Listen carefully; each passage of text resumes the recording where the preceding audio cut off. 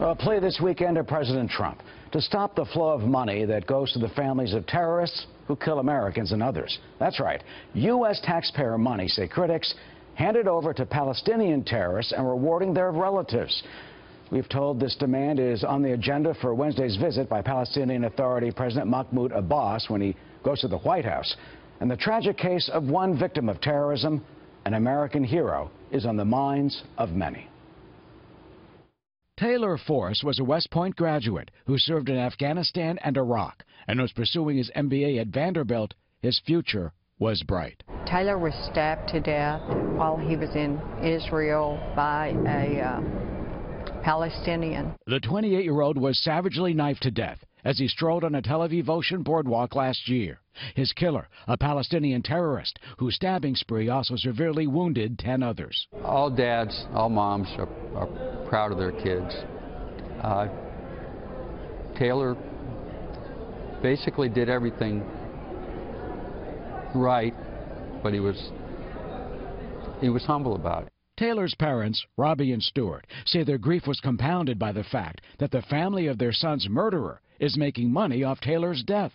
The Palestinian Authority pays jihadists and their survivors who are involved in acts of terrorism money, critics say, that is derived from U.S. funds. A congressional bill named for Taylor, called the Taylor Force Act, would cut off U.S. aid to the Palestinian Authority if it does not stop the payments. Republican Senator Lindsey Graham is the bill's main sponsor. Can you imagine growing up in a country where your government will pay you for killing someone else through a terrorist act? The U.S. gives the Palestinian Authority more than $300 million a year, and the PA reportedly shells out that much to the families, about 7% of its total budget. Israeli ambassador to the United Nations, Danny Danon, says the payments must stop. I think nobody, no Israeli or no American, would be happy to know that his taxpayer money is being used to pay for families of terrorism.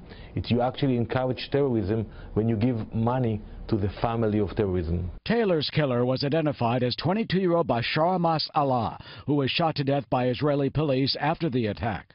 His body was given a hero's welcome when it returned to the West Bank. Palestinian UN Ambassador Riyad Mansour told us while the PA is against civilians being killed, what he calls the families of martyrs deserve the money. You cannot cherry pick one case here or one case there, that there are, a large number of Palestinians who are receiving compensation.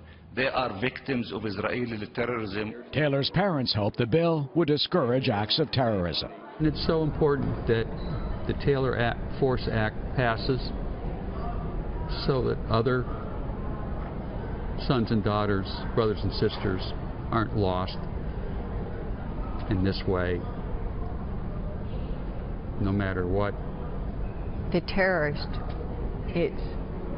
we never thought that we would be in this position, so we want to reach out to people. Well, Senator Graham says President Trump will sign the Taylor Force Act if it lands on his desk. But so far, passage remains uncertain.